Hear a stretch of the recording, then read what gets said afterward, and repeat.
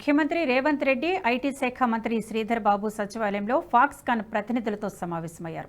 తెలంగాణలో పెట్టుబడులపై వారు చర్చించారు. ఈ సందర్భంగా రేవంత్ రెడ్డి మాట్లాడుతూ పారిశ్రామిక అభివృద్ధికి తమ ప్రభుత్వం కట్టుబడి ఉందన్నారు. పారిశ్రామికవేత్తలకు పూర్తి సహాయం ఉంటుందన్నారు. పరిశ్రమలకు సులభంగా అనుమతులు ఇస్తామన్నారు. ప్రభుత్వం అందరికీ అండగా ఉంటుందని తెలిపారు. ప్రజల ఆకాంక్షలను కాపాడే బాధ్యత కొత్తగా ఏర్పడిన తమ ప్రభుత్వంపై ఉందని తెలిపారు. అన్ని వర్గాలకు స్నేహపూర్వకంగా ఉండే విధానాన్ని అవలంబిస్తున్నట్లు తెలిపారు.